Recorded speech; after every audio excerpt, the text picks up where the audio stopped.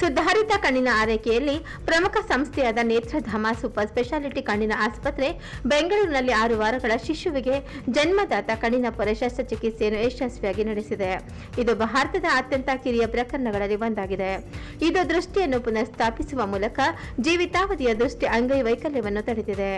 ಈ ಸಂಕೀರ್ಣ ಕಾರ್ಯವಿಧಾನದ ನೇತೃತ್ವವನ್ನು ವಿಶ್ವ ಪ್ರಸಿದ್ಧ ನೇತ್ರಶಾಸ್ತ್ರಜ್ಞ, ನೇತ್ರಧಾಮದ ಅಧ್ಯಕ್ಷ ಮತ್ತು ವ್ಯವಸ್ಥಾಪಕ ನಿರ್ದೇಶಕ ಪ್ರೊಫೆಸರ್ ಡಾಕ್ಟರ್ ಶ್ರೀ ಗಣೇಶ್ ನೇತೃತ್ವ ವಹಿಸಿದ್ದರು. ಇದು ಆರಂಭಿಕ ಮಕ್ಕಳ ದೃಷ್ಟಿ ಆರೈಕೆಯಲ್ಲಿ ಮಹತ್ವದ ಮೈಲಿಗಲ್ಲಾಗಿ ಹೊರಹೊಮ್ಮಿದೆ. ರೋಗಿಗೆ ಒಂದು ಕಣ್ಣಿನಲ್ಲಿ ದಟ್ಟವಾದ ಮೊನಾಕ್ಯುಲರ್ ಜನ್ಮದಾತ ಕಣ್ಣಿನ ಪೊರೆ ಇರುವುದು ಪತ್ತೆಯಾಯಿತು. ಕಣ್ಣಿನ ಹಿಂಭಾಗದ ಕ್ಯಾಪ್ಸೂಲ್ನಲ್ಲಿ ದಟ್ಟವಾದ ನಾರಿನ ಪ್ಲೇಕ್ ಇದೆ. ಅತ್ಯಂತ ಚಿಕ್ಕ ವಯಸ್ಸಿನ ಹೊರತಾಗಿಯೂ ಆಂಬ್ಲಿಯೋಪಿಯಾ, ಸೋಮಾರಿ ಕಣ್ಣು ದಿಂದ ಉಂಟಾಗುವ ಬದಲಾಯಿಸಲಾಗದ ದೃಷ್ಟಿ ನಷ್ಟವನ್ನು ತಡೆಗಟ್ಟಲು ಶಸ್ತ್ರಚಿಕಿತ್ಸೆಗೆ ಆದ್ಯತೆ ನೀಡಲಾಯಿತು. ಶಿಶು ವೈದ್ಯರು ಮತ್ತು ಹೃದ್ರೋಗ ತಜ್ಞರಿಂದ ಸಂಪೂರ್ಣ ವ್ಯವಸ್ಥಿತ ಮೌಲ್ಯಮಾಪನ ಮತ್ತು ತಜ್ಞರ ಅನುಮತಿಯ ನಂತರ ಮಗುವನ್ನು ಶಸ್ತ್ರಚಿಕಿತ್ಸೆಗೆ ಸೂಕ್ತವೆಂದು ಪರಿಗಣಿಸಲಾಯಿತು. ಯಾವುದೇ ವ್ಯವಸ್ಥಿತ ಅಥವಾ ಆನುವಂಶಿಕ ಕಾರಣಗಳನ್ನು ಗುರುತಿಸಲಾಗಿಲ್ಲ. ಪ್ರಕರಣದ ವಿರಳತೆ ಮತ್ತು ಸಂಕೀರ್ಣತೆಯ ಕುರಿತು ಪ್ರತಿಕ್ರಿಯಿಸಿದ ಪ್ರೊಫೆಸರ್ ಡಾಕ್ಟರ್ ಶ್ರೀ ಗಣೇಶ್, 6 ವಾರಗಳ ಶಿಶುವಿನ ಮೇಲೆ ಶಸ್ತ್ರಚಿಕಿತ್ಸೆ ಮಾಡಲು ಶಸ್ತ್ರಚಿಕಿತ್ಸಾ ಪರಿಣಿತಿ ಮಾತ್ರವಲ್ಲದೆ ಹೆಚ್ಚು ವಿಶೇಷವಾದ ಅರಿವಳಿಕೆ ಮತ್ತು ಉಪಕರಣಗಳು ಸಹ ಬೇಕಾಗುತ್ತವೆ. ಈ ವಯಸ್ಸಿನಲ್ಲಿ ದೃಷ್ಟಿಯ ಬೆಳವಣಿಗೆಗೆ ಪ್ರತಿದಿನವೂ ಮುಖ್ಯವಾಗಿದೆ ಮತ್ತು ಸಮಯೋಚಿತ ಹಸ್ತಕ್ಷೇಪವು ಜೀವಿತಾವಧಿಯ ದೃಷ್ಟಿ ಮತ್ತು ಕುರುಡುತನದ ನಡುವಿನ ವ್ಯತ್ಯಾಸವನ್ನು ಅರ್ಥೈಸಬಲ್ಲದು. ಕಟ್ಟುನಿಟ್ಟಾದ ಶಸ್ತ್ರಚಿಕಿತ್ಸೆಯ ನಂತರದ ಆರೈಕೆಯ ಅವಶ್ಯಕತೆ ಇದೆ ಮತ್ತು ಉತ್ತಮ ಫಲಿತಾಂಶಕ್ಕಾಗಿ ಪೋಷಕರ ಒಳಗೊಳ್ಳುವಿಕೆ ನಿರ್ಣಾಯಕವಾಗಿದೆ. ದಟ್ಟವಾದ ನಾರಿನ ಪ್ಲೇಕ್ ಅನ್ನು ಎಚ್ಚರಿಕೆಯಿಂದ ಸಿಪ್ಪೆ ತೆಗೆಯಲಾಯಿತು. ನಂತರ ಸ್ಪಷ್ಟ ದೃಶ್ಯ ಅಕ್ಷವನ್ನು ಖಚಿತಪಡಿಸಿಕೊಳ್ಳಲು ಮುಂಭಾಗದ ವಿಟ್ರೆಕ್ಟಮಿಯೊಂದಿಗೆ ಹಿಂಭಾಗದ ಕ್ಯಾಪ್ಸುಲೋಟಮಿ ಮಾಡಲಾಯಿತು. ನಿಖರವಾದ ಬಯೋಮೆಟ್ರಿ ಸಾಧ್ಯವಾಗುವವರೆಗೆ ಶಿಶು 6-8 ತಿಂಗಳು ವಯಸ್ಸನ್ನು ತಲುಪುವವರೆಗೆ ಇಂಟ್ರಾಕ್ಯುಲರ್ ಲೆನ್ಸ್ ಅಳವಡಿಕೆಯನ್ನು ಮುಂದೂಡಲಾಯಿತು. ಅಲ್ಲಿಯವರೆಗೆ ಶಸ್ತ್ರಚಿಕಿತ್ಸೆಯ ಕಣ್ಣಿನಲ್ಲಿ ದೃಷ್ಟಿ ಬೆಳವಣಿಗೆಯನ್ನು ಉತ್ತೇಜಿಸಲು ಮಧ್ಯಂತರ ಪ್ಯಾಚಿಂಗ್ ಅನ್ನು ಮಾಡಲಾಗುತ್ತದೆ. ಶಿಶುವಿನ ಸಣ್ಣ ಅಂಗರಚನಾಶಾಸ್ತ್ರ ಮತ್ತು ದುರ್ಬಲತೆಯಿಂದಾಗಿ ಈ ಪ್ರಕರಣವು ಗಮನಾರ್ಹ ಅರಿವಳಿಕೆಗೆ ಸವಾಲುಗಳನ್ನು ಒಡ್ಡಿತು.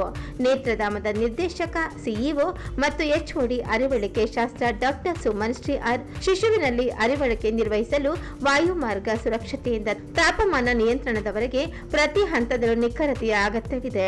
ಈ ಮೈಲಿಗಲ್ಲು ಅತ್ಯಂತ ಸೂಕ್ಷ್ಮ ಮಕ್ಕಳ ಪ್ರಕರಣಗಳಲ್ಲಿಯೂ ಸಹ ವಿಶ್ವ ದರ್ಜೆಯ ಫಲಿತಾಂಶಗಳನ್ನು ನೀಡುವ ನೇತ್ರಧಾಮದ ಬದ್ಧತೆಯನ್ನು ಬಲಪಡಿಸುತ್ತದೆ. ಇದು ನಮ್ಮ ಬಹುಶಿಸ್ತೀಯ ಪರಿಣತಿಯ ಆಳವನ್ನು ಎತ್ತಿ ತೋರಿಸುತ್ತದೆ. ಅಲ್ಲಿ ಶಿಶುಗಳು ತಮ್ಮ ದೃಶ್ಯ ಪ್ರಯಾಣಕ್ಕೆ ಉತ್ತಮ ಆರಂಭವನ್ನು ಪಡೆಯುತ್ತಾರೆ ಎಂದು ಖಚಿತಪಡಿಸಿಕೊಳ್ಳಲು ಶಸ್ತ್ರಚಿಕಿತ್ಸಾ ಶ್ರೇಷ್ಠತೆ ಮತ್ತು ಸುಧಾರಿತ ಅರಿವಳಿಕೆ ಒಟ್ಟಿಗೆ ಬರುತ್ತದೆ. ನನ್ನ ಹೆಸರು ಡಾಕ್ಟರ್ ಶ್ರೀ ಗಣೇಶ್ ಅಂತ, chairman and managing director of Netradhama hospitals private limited. ಈಗ ಒಂದು ವೆರಿ ಯುನೀಕ್ ಕೇಸ್ ಮಾಡಿದ್ದೀವಿ. ಹುಟ್ಟಿದ ಮಗುಗೆ ಪೊರೆ ಇತ್ತು. ಸೊ 5 ವಾರ ಇರುವಾಗ ಈ ಮಗುಗೆ ಕಣ್ಣು ಒಳಗಡೆ ಏನೋ ಬಿಳಿಯಾಗಿ ಕಾಣಿಸ್ತು ಪೇರೆಂಟ್ಸ್ಗೆ. ಅದಕ್ಕೆ ಅವರು ಡಾಕ್ಟರ್ ಹತ್ರ ಕರ್ಕೊಂಡು ಹೋದರು, ಅವರು ಕಣ್ಣಿನ ಡಾಕ್ಟರ್ ಹತ್ರ. ಅವ್ರು ಕಣ್ಣಿನ ಡಾಕ್ಟರ್ ನೋಡಿಬಿಟ್ಟು, ಇದು ಪೊರೆ ಇರ್ಬೋದು ಅಥವಾ ಬೇರೆ ಏನಾದರೂ ಟ್ಯೂಮರ್ ಇರ್ಬೋದು, ನೀವು ಹೈಯರ್ ಸೆಂಟ್ರಿಗೆ ಹೋಗಿ ಅಂದ್ಬಿಟ್ಟು ನನ್ನ ಹತ್ರ ಕಳಿಸಿದ್ರು. ಸೊ ನಾನು ಎಕ್ಸಾಮಿನ್ ಮಾಡಿದಾಗ ಈ ಮಗುಗೆ ಬರೀ ಒಂದು ಕಣ್ಣಲ್ಲಿ, ಬಲ್ಗಣ್ಣಲ್ಲಿ ಮಾತ್ರ ಪೊರೆ ಇತ್ತು. ಆಮೇಲೆ 2 ಕಣ್ಣು ನಾರ್ಮಲ್ ಆಗಿತ್ತು. ಈಗ ಒಂದೇ ಕಣ್ಣಲ್ಲಿ ಪೊರೆ ಇದ್ದರೆ ಏನಾಗುತ್ತೆ ಅಂದರೆ ವಿಷನ್ ಡೆವಲಪ್ ಆಗೋಲ್ಲ. ಅದು ಟ್ರೀಟ್ಮೆಂಟ್ ಮಾಡದಿದ್ದರೆ ಇನ್ನೊಂದು ಕಣ್ಣಿನಲ್ಲಿ ನೋಡಿ ಆ ಕಣ್ಣಲ್ಲಿ ಪೂರ್ತಿ ಬ್ರೈನ್ನಲ್ಲೇ ವಿಷನ್ ಡೆವಲಪ್ ಆಗೋಲ್ಲ. ಆಮೇಲೆ ಮಗು ದೊಡ್ಡದಾದ ಮೇಲೆ ಆಪ್ರೇಷನ್ ಮಾಡಿದ್ರೂ ಏನೂ ಉಪಯೋಗ ಆಗೋಲ್ಲ. ಯಾಕಂದರೆ 15 ದಿನದಿಂದ 3 ತಿಂಗಳವರೆಗೂ ಇದು critical period for development of vision.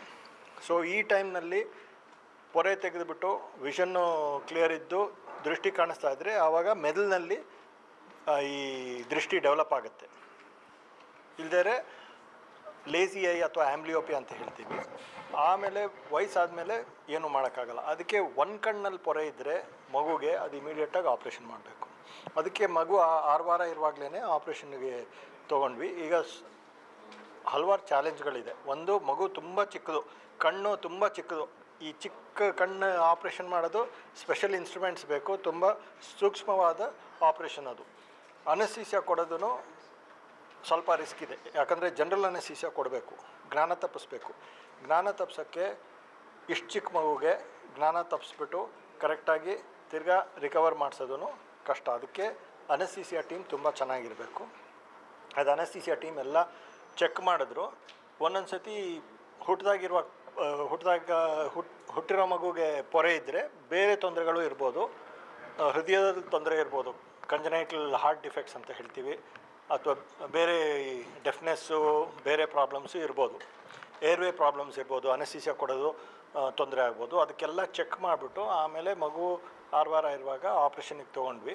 ಸುಮಾರು ಅರ್ಧ ಗಂಟೆ ಆಪ್ರೇಷನ್ ಆಯಿತು. ಕಾಂಪ್ಲಿಕೇಟೆಡ್ ಇತ್ತು, ಒಂದು ಫೈಬ್ರಸ್ ಲೇಯರು ಇತ್ತು ಪೊರೆ ಹಿಂದೆ. ಸೊ ಅದನ್ನು ಎಲ್ಲ ಪೀಲ್ ಮಾಡಿ ಕ್ಲಿಯರ್ ಮಾಡಿ ಆ್ಯಂಟ್ರವಿಟ್ರೆಕ್ಟಮಿ ಅಂತ ಮಾಡಬೇಕು. ಯಾಕಂದರೆ ಇಲ್ದೇ ತಿರ್ಗಾ ಪೊರೆ ಬೆಳ್ಕೊಳುತ್ತೆ. ಮಕ್ಕಳಿಗೆ ಇದು ಸ್ಪೆಷಲ್ ಟೆಕ್ನಿಕ್ ಯೂಸ್ ಮಾಡ್ತೀವಿ. ಅದು ಮಾಡಿಬಿಟ್ಟು ಈಗ 2 ತಿಂಗಳಾಗಿದೆ. ಸೊ ಲೆನ್ಸ್ ಕೂರಿಸಲಿಲ್ಲ, ಯಾಕಂದರೆ ಕಣ್ಣು ಡೆವಲಪ್ ಆಗಿರಲ್ಲ. ಆ ಸ್ಟೇಜ್ನಲ್ಲಿ ಲೆನ್ಸ್ ಕೂರಿಸೋದು ಕಷ್ಟ, ಯಾಕಂದರೆ ಕಣ್ಣು ತುಂಬ ಸಣ್ಣಕ್ಕಿರುತ್ತೆ, ಅದು ಲೆನ್ಸ್ ಕೂರ್ಸೋಕ್ಕೂ ಜಾಗ ಇರಲ್ಲ.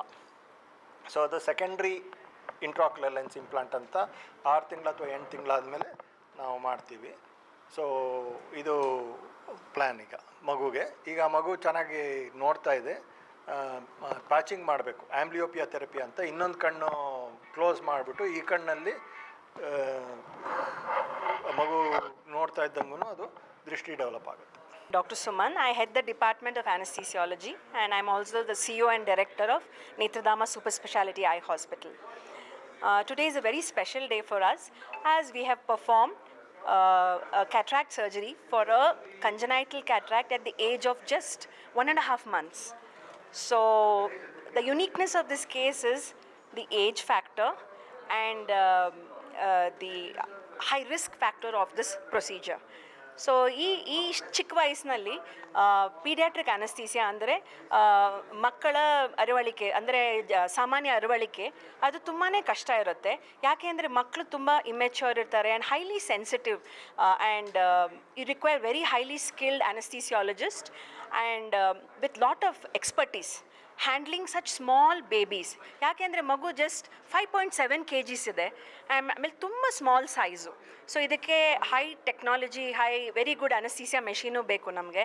ಸೊ ಈ ಸರ್ಜರಿನಲ್ಲಿ ನಾವು ಅನಸ್ಥೆಟಿಕ್ ಪ್ಲ್ಯಾನ್ ಮಾಡಿಕೊಂಡು ಅದನ್ನು ಸರಿಯಾಗಿ ಡೆಲಿವರ್ ಮಾಡಬೇಕು. Right from induction to emergence of the baby, ಅಂದರೆ ಅನಸ್ಥೀಸಿಯಾ ಶುರು ಮಾಡೋದ್ರಿಂದ ಮುಗಿಯೋವರೆಗೂ ಅದನ್ನು ತುಂಬ ಹುಷಾರಾಗೆ ನಾವು ಡ್ರಗ್ಸ್ನ ensuring that airway management is correct, oxygenation is adequate, ಆಮೇಲೆ intraocular pressure is maintain. So surgeon can do his surgery perfectly. So ಇದೆಲ್ಲ ಅನಸ್ಥೀಸಿಯಾಲಜಿಸ್ಟ್ ಕೈನಲ್ಲಿದೆ. ಆಮೇಲೆ ಮಗುದು fluid management, venous access, temperature management, ಇದೆಲ್ಲ ತುಂಬ ಇಂಪಾರ್ಟೆಂಟ್ ಡ್ಯೂರಿಂಗ್ ಸರ್ಜರಿ.